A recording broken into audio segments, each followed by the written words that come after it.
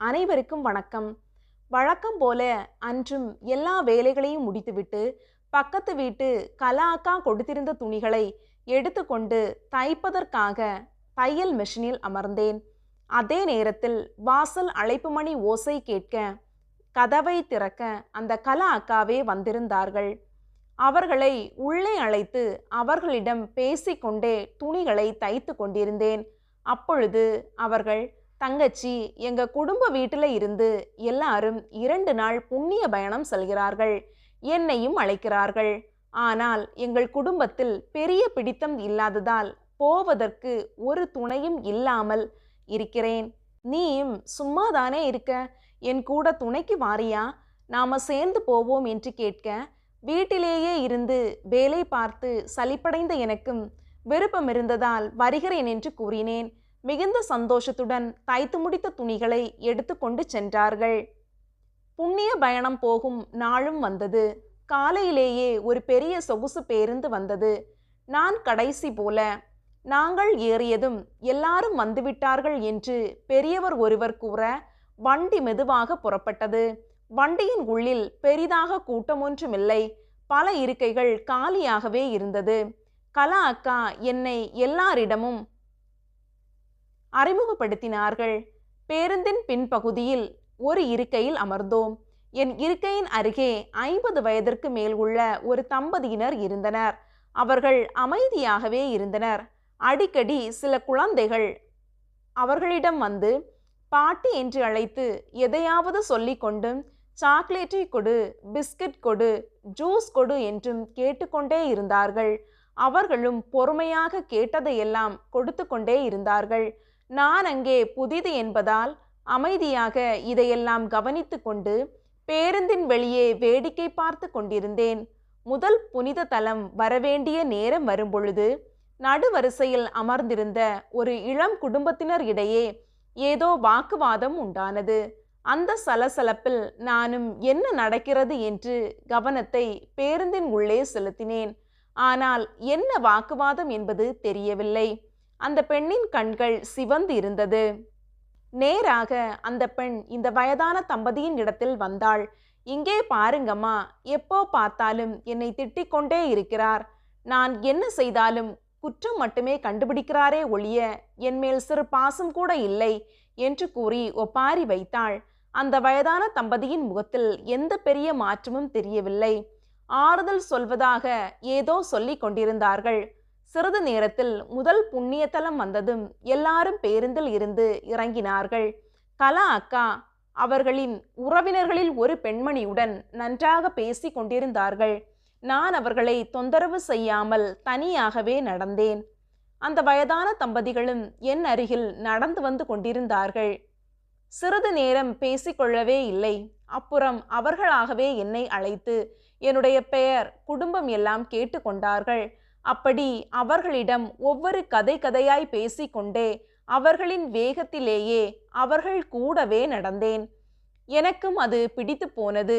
பேருந்தில் வந்தவர்களில் எங்கள் மூவரையும் தவிர மற்றவர்கள் எல்லாம் முன்னே கொஞ்சம் தூரத்திற்கு சென்று விட்டார்கள்.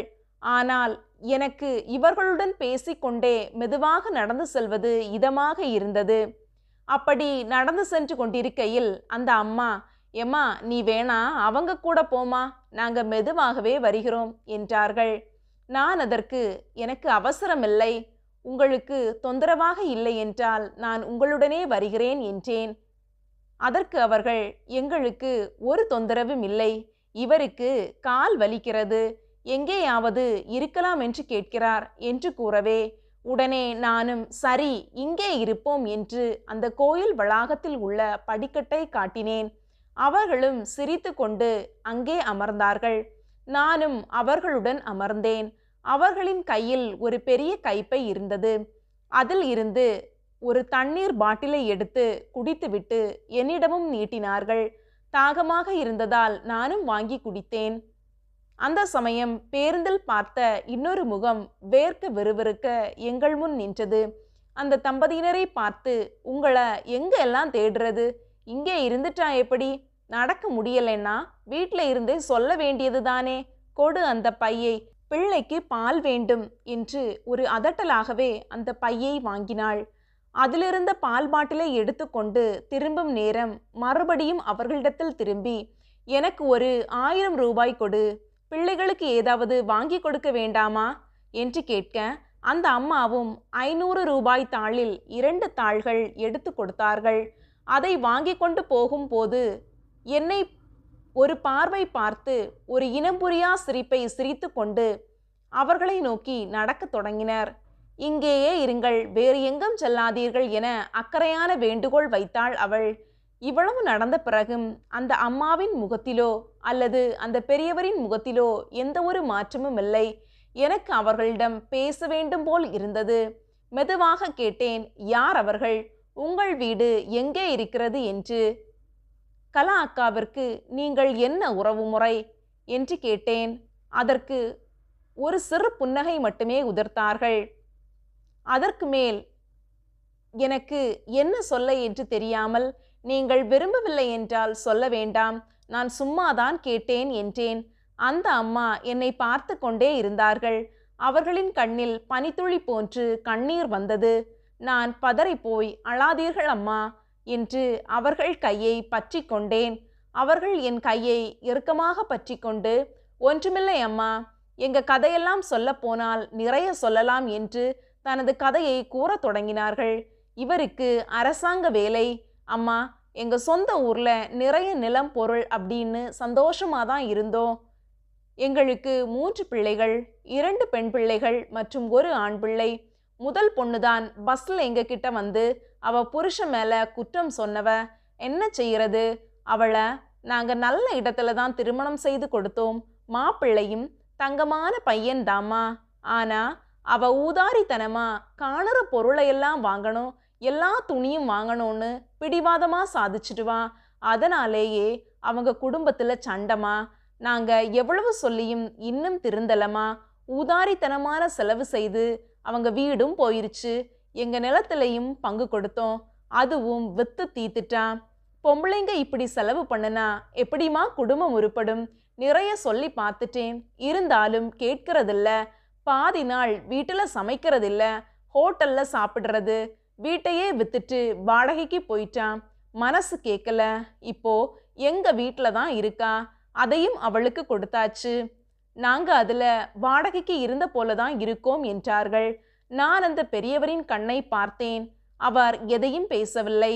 ஆனால் அவர் எதையோ வெறித்து பார்த்து கொண்டிருந்தார். அவருடைய கண்களில் இருந்தும் கண்ணீர் வந்து கொண்டிருந்தது. அந்த அம்மா மறுபடி பேச தொடங்கினார். இப்ப வந்து குழந்தைக்கு பால் வாங்கிட்டு பணமும் வாங்கிட்டு போனாளே, அவதான் என் 2வது மகள். கொஞ்சம் செல்லமாய்தான் வளர்த்து விட்டோம். அவ காலேஜ் படிக்கும் பொழுது இதே போல ஒரு யாத்திரை வந்தோம். அப்போ சுமோ கொண்டு வந்த டிரைவர் கூட காதல். ரொம்ப குடிக்காரன். வண்டி ஓட்டுறதுல கிடைக்கிற சம்பளத்தை குடிச்சே தீத்துருவான். இப்படி இருந்தவன் கிட்ட எப்படியோ சிக்கிட்டான். எவ்வளவு சொல்லியும் கேட்கல. அவன்தான் வேணும்னு ஒத்தபடியா நின்னுட்டான். ஏற்கனவே மூத்தவளால நிறைய சொத்து எல்லாம் போயிருச்சு. காதலிச்சான்னு சும்மா விட முடியாது இல்லையா? நம்ம மக இல்லையா? வேலையிலிருந்து விஆர்எஸ் வாங்கி அந்த பணத்துல கல்யாணம் எல்லாம் பண்ணி வச்சோம். நல்லா இருப்பாங்கன்னு நினைச்சா அதுவும் நடக்கல. தினம் குடி ஏதோ போகுது. இப்போ நம்ம வந்த வண்டியில டிரைவரா வந்தார் இல்லையா, அவர்தான் அவ புருஷன். அந்த 1000ம் அவனுக்கு குடிப்பதற்காகத்தான் இருக்கும். ஏதோ நாங்க எங்க நல்ல புத்தியா கொஞ்சம் பணம் பேங்க்ல போட்டிருந்தோம். அதுல வர வட்டியில தான் எங்க ஜீவிதம் ஓடுது என்று வருத்தத்துடன் முடித்தார். நான் அவர்களிடம் என்ன ஆறுதல் கூற வேண்டும் என்றே தெரியவில்லை.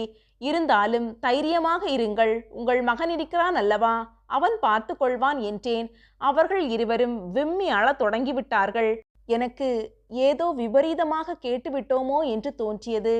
சிறிது நேர இடைவெளிக்கு பின் அந்த பெரியவர் சொன்னார், அவன் இப்போ இந்த உலகத்துல இல்லம்மா. நாங்க என்ன பாவம் பண்ணனோம்னு தெரியல. கொழுந்து போல வளர்ந்து வந்தவன் ஆண்டவன் எடுத்துட்டான். நான் அதற்கு மேல் எதுவும் பேசவே இல்லை, அமைதியாகவே இருந்தேன்.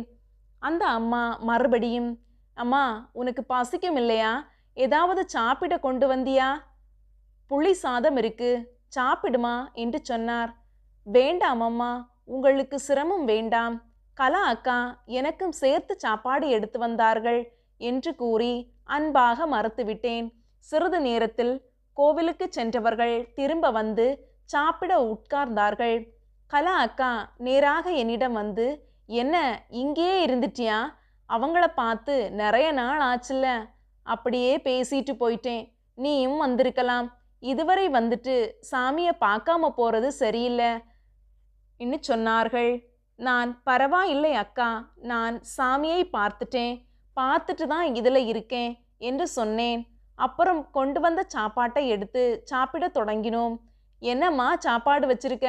நல்ல புளிப்பு, பிள்ளைங்க எப்படி சாப்பிடும் என்ற கடின குரல் சாப்பிட்டு கொண்டிருந்த கூட்டத்தில் கேட்டது. இறுக்கமாகவே அந்த பயணமும் முடிந்தது.